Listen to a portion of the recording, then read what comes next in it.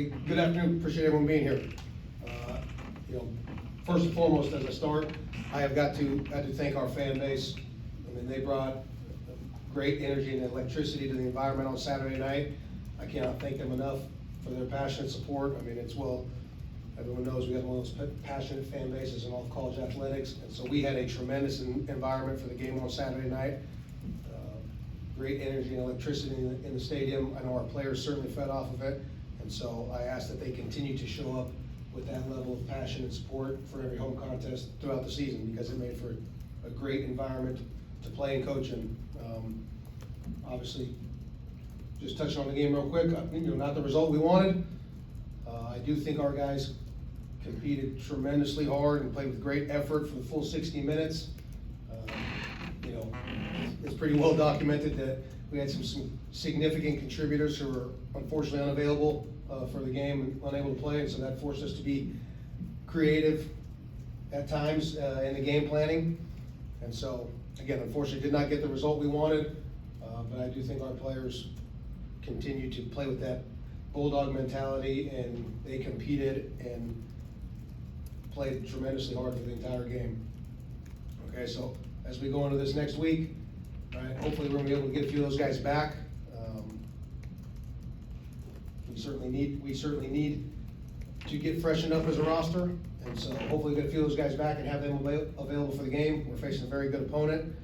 Coach Taylor and in his first season over there in Western Michigan, what they're building, you can see every week their progress and their development as a team. Very explosive on offense last week, particularly put up a lot of points. They've had a chance to face the defense one time already this season, playing Syracuse earlier in the season, and so we'll have quite the challenge in front of us. But coming off of the month of September, we know where we're at, we know where we want to be, right, where we want to go, and so the month of October is an incredibly important month for us. And I touched on that after the game on Saturday night. I've talked about it with the players.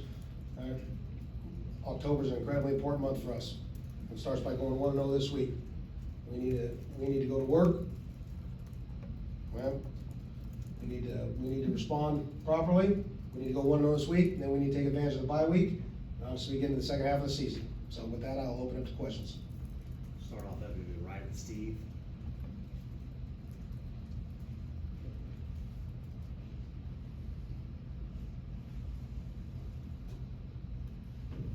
Coach, obviously, you can't afford to overlook anybody, but you mentioned getting some guys back. How do you kind of navigate that in mind, a non-conference opponent, and then an open date, and then you get into really the heart of SEC play? So how do you kind of handle the injury front? You only get 12 opportunities to play in a season, and you work year-round for those, and you think about a player, right? If he can play, and he can safely play, right, defend himself properly, he's not at risk of worse injury, and I think you gotta let that guy play, because to work year-round as a player, only for 12 opportunities, and then to hold a guy out because you go, well, and if we can hold him out, and then you get a bye week, you really get 2 weeks potentially to even freshen up a little bit more. I think that's a little bit unfair to the player, right? Because they've worked year round, they get so many opportunities to play. This is what you do it for. I think you want to let them play. And so, as long as they are medically cleared to play, the training staff, the doctors feel like they're healthy enough and they're not at risk of worse injury, then we're going to play everyone available. Robbie?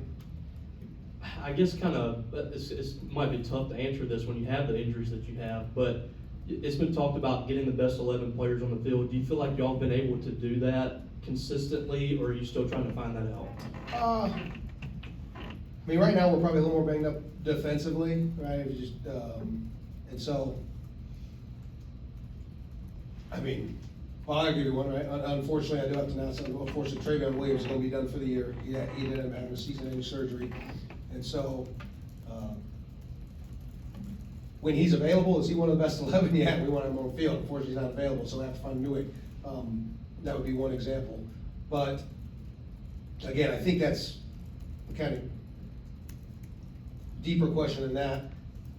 A lot of times, I know from a defensive perspective, the best 11 players on the field is also relevant to what personnel that the offense has on the field, all right? And so, I think I touched on this post game, but when you have an opponent bringing in bigger personnel, but you're out several D linemen, so you can't match with bigger personnel, yes, it becomes more difficult then to match bodies for bodies.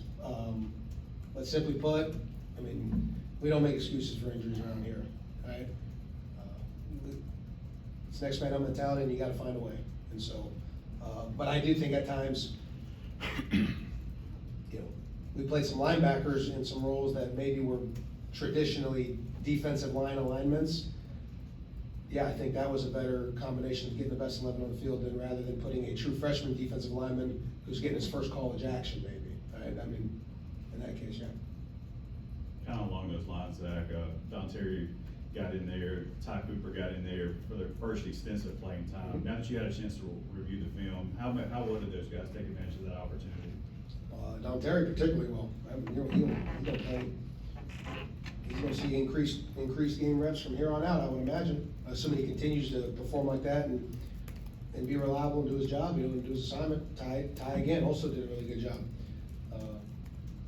He played some snaps down in there as an interior defensive lineman, and his body weight, you would say, no, you shouldn't put him down in there. And so, I guess that's what makes Louisville football so tough, right? That's why they're in the state title every year.